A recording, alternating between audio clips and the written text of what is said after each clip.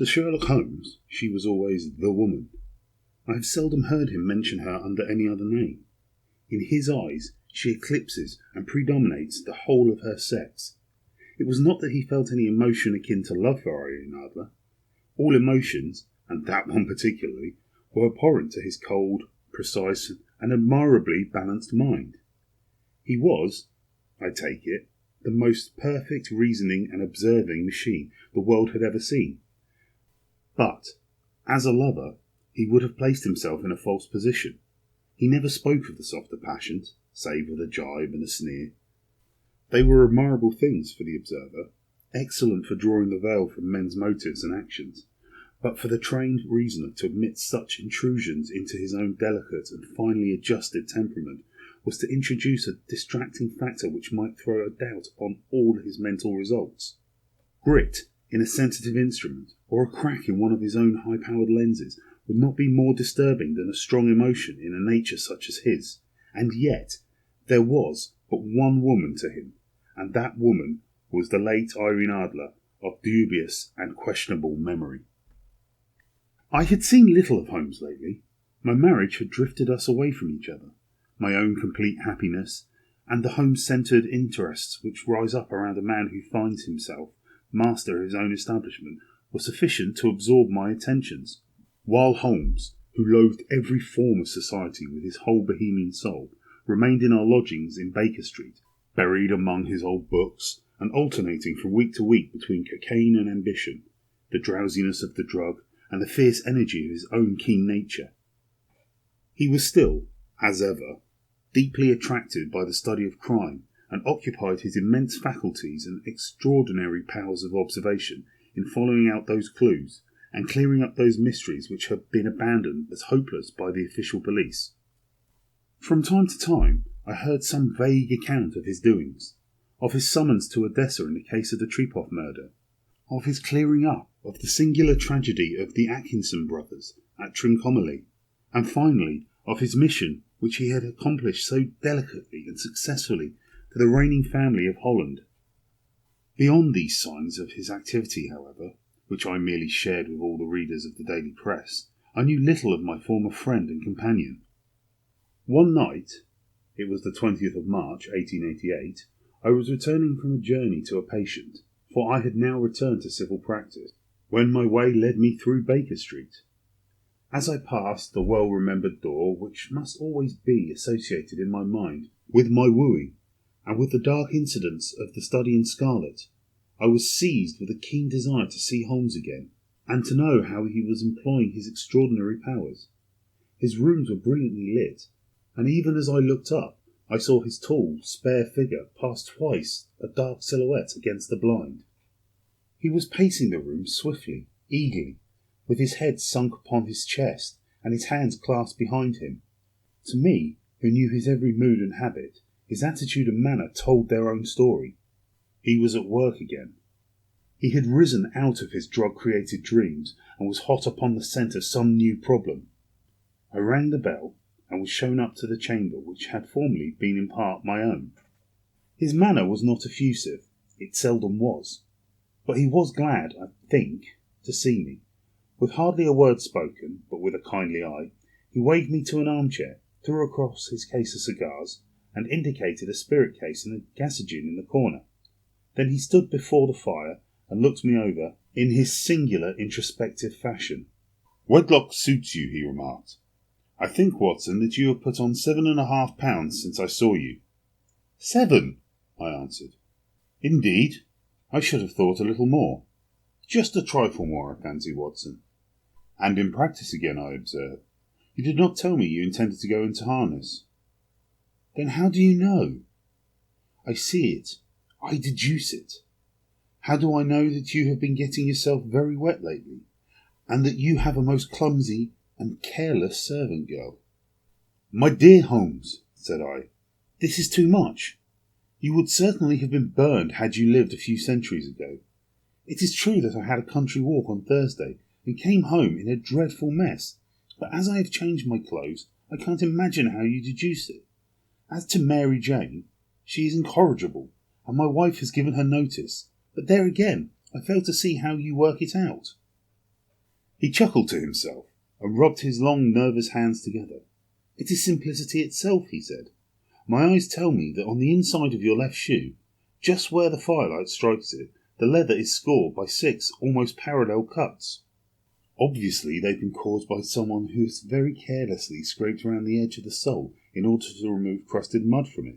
Hence, you see, my double deduction that you have been out in vile weather, and that you had a particularly malignant, boot-slitting specimen of London slavery. As to your practice, if a gentleman walks into my room smelling of iodoform, with a black mark of nitrate of silver upon his right forefinger, and a bulge on the right side of his top hat to show where he has secreted his stethoscope, I must be dull indeed if I do not pronounce him to be an active member of the medical profession. I could not help laughing at the ease with which he explained his process of deduction. When I hear you give your reasons, I remarked, the thing always appears to me to be so ridiculously simple that I could easily do it myself, though at each successive instance of your reasoning I am baffled until you explain your process, and yet I believe that my eyes are as good as yours. Quite so, he answered, lighting a cigarette and throwing himself down into an armchair. You see, but you do not observe. The distinction is clear. For example, you have frequently seen the steps which lead up from the hall to this room. Frequently? How often? Well, some hundreds of times. Then how many are there? How many? I don't know. Quite so. You have not observed, and yet you have seen. That is just my point. Now I know that there are 17 steps because I have both seen and observed. By the way, since you are interested in these little problems, and since you are good enough to chronicle 1 or 2 of my trifling experiences, you may be interested in this. He threw over a sheet of thick, pink-tinted notepaper, which had been lying open upon the table. It came by last post, he said. Read it aloud. The note was undated, and without either signature or address. There will call upon you tonight, at 7:45, it said, a gentleman who desires to consult you upon a matter of the very deepest moment. Your recent services to one of the royal houses of Europe have shown that you are one who may safely be trusted with matters which are of an importance which can hardly be exaggerated. This account of you we have from all quarters received. Be in your chambers, then, at that hour, and do not take it amiss if your visitor wear a mask. This is indeed a mystery, I remarked. What do you imagine it means? I have no data yet. It is a capital mistake to theorize before one has data. Insensibly, one begins to twist facts to suit theories, instead of theories to suit facts. But the note itself, what do you deduce from it? I carefully examined the writing, and the paper upon which it was written. The man who wrote it was presumably well-to-do, I remarked, endeavouring to imitate my companion's processes. Such paper could not be bought under £0.50 a packet. It is peculiarly strong and stiff. Peculiar. That is the very word, said Holmes. It is not an English paper at all. Hold it up to the light. I did so, and saw a large E with a small g, a P, and a large G with a small t woven into the texture of the paper. What do you make of that? Asked Holmes. The name of the maker, no doubt. Or his monogram, rather. Not at all. The G with the small t stands for Gesellschaft, which is German for company. It is a customary contraction, like our co. P, of course, stands for papier. Now for the E.G., let us glance down at our Continental Gazette. He took down a heavy brown volume from his shelves. Eglo, Eglonitz. Here we are. Egria. It is in a German-speaking country, in Bohemia, not far from Carlsbad. Remarkable as being the scene of the death of Wallenstein, and for its numerous glass factories and paper mills. Ha-ha, my boy! What do you make of that? His eyes sparkled, and he sent up a great blue triumphant cloud from his cigarette. The paper was made in Bohemia, I said. Precisely, and the man who wrote the note is a German. Do you note the peculiar construction of the sentence, this account of you we have had from all quarters received? A Frenchman, or a Russian could not have written that. It is the German who is so uncourteous to his verbs. It only remains, therefore, to discover what is wanted by this German, who writes upon Bohemian paper and prefers wearing a mask to showing his face. And here he comes, if I am not mistaken, to resolve all our doubts. As he spoke, there was the sharp sound of horses' hoofs and grating wheels against the curb, followed by a sharp pull of the bell. Holmes whistled. "A pair by the sound," he said. "Yes," he continued, glancing out of the window. "A nice little brougham, and a pair of beauties. 150 guineas apiece. There's money in this case, Watson, if there is nothing else. I think I had better go, Holmes." "Not a bit, Doctor. Stay where you are. I am lost without my Boswell, and this promises to be interesting. It will be a pity to miss it." "But your client?" "Never mind him. I may want your help, and so may he. Here he comes. Sit down in the armchair, Doctor, and give us your best attention." A slow and heavy step, which had been heard upon the stairs and in the passage, paused immediately outside the door. Then there was a loud and authoritative tap. "Come in," said Holmes. A man entered, who could hardly have been less than 6 feet 6 inches in height, with the chest and limbs of a Hercules. His dress was rich, with a richness which would, in England, be looked upon as akin to bad taste. Heavy bands of astrakhan were slashed across the sleeves and front of his double-breasted coat, while the deep blue cloak, which was thrown over his shoulders, was lined with flame-coloured silk and secured at the neck with a brooch which consisted of a single flaming beryl. Boots, which extended halfway up his calves, and which were trimmed at the tops with rich brown fur, completed the impression of barbaric opulence which was suggested by his whole appearance. He carried a broad-brimmed hat in his hand, while he wore across the upper part of his face, extending down past the cheekbones, a black vizard mask, which he had apparently adjusted at that very moment, for his hand was still raised to it as he entered. From the lower part of his face he appeared to be a man of strong character, with a thick hanging lip and a long straight chin suggestive of resolution pushed to the lengths of obstinacy. "You have my note?" he asked, with a deep, harsh voice and a strong marked German accent. "I told you that I would call." He looked from one to the other of us, as if uncertain which to address. "Pray take a seat," said Holmes. "This is my friend and colleague, Dr. Watson, who is occasionally good enough to help me with my cases. Whom have I the honour to address?" "You may address me as the Count von Krum, a Bohemian nobleman. I understand that this gentleman, your friend, is a man of honour and discretion, whom I may trust with a matter of the most extreme importance. If not, I should much prefer to communicate with you alone." I rose to go, but Holmes caught me by the wrist and pushed me back into my chair. "It is both or none," he said. "You may say before this gentleman anything which you may say to me." The Count shrugged his broad shoulders. "Then I must begin," said he, "by binding you both to absolute secrecy for 2 years. At the end of that time the matter will be of no importance. At present it is not too much to say that it is of such weight it may have influence upon European history." "I promise," said Holmes. "And I." "You will excuse the mask," continued our strange visitor. "The august person who employs me wishes his agent to be unknown to you, and I may confess at once that the title by which I have just called myself is not exactly my own." "I am aware of it," said Holmes dryly. "The circumstances are of great delicacy, and every precaution has to be taken to quench what might grow to be an immense scandal and seriously compromise one of the reigning families of Europe. To speak plainly, the matter implicates the great house of Ormstein, hereditary kings of Bohemia." "I was also aware of that," murmured Holmes, settling himself down in the armchair and closing his eyes. Our visitor glanced with some apparent surprise at the languid, lounging figure of the man who had been, no doubt, depicted to him as the most incisive reasoner and most energetic agent in Europe. Holmes slowly reopened his eyes and looked impatiently at his gigantic client. "If your Majesty would condescend to state your case he remarked. I should be better able to advise you.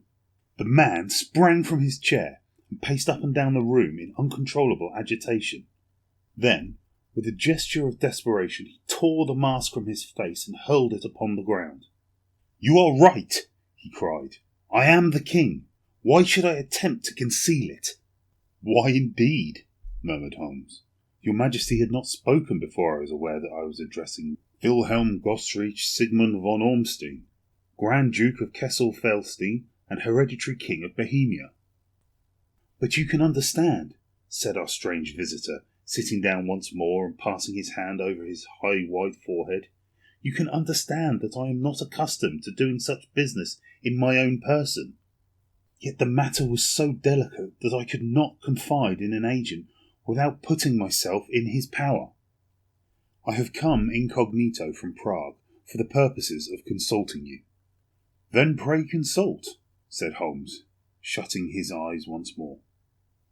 The facts are briefly these. Some 5 years ago, during a lengthy visit to Warsaw, I made the acquaintance of a well-known adventuress, Irene Adler. The name is no doubt familiar to you. Kindly look her up in my index, Doctor, murmured Holmes, without opening his eyes. For many years, he had adopted a system of docketing all paragraphs concerning men and things, so that it was difficult to name a subject or a person on which he could not at once furnish information. In this case, I found her biography sandwiched in between that of a Hebrew rabbi and that of a staff commander who had written a monograph upon the deep-sea fishes. Let me see, said Holmes. Born in New Jersey in the year 1858. Contralto.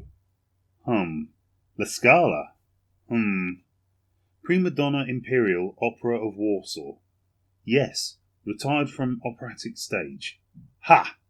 Living in London, quite so. Your Majesty, as I understand, became entangled with this young person, wrote some compromising letters, and is now desirous of getting those letters back. Precisely so, but how? Was there a secret marriage? None. No legal papers or certificates?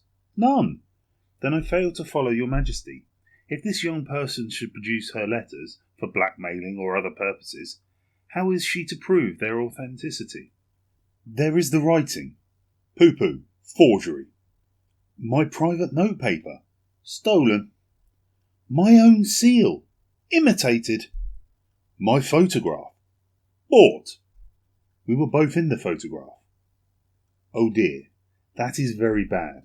Your Majesty has indeed committed an indiscretion. I was mad, insane. You have compromised yourself seriously. I was only Crown Prince then. I was young. I am but 30 now.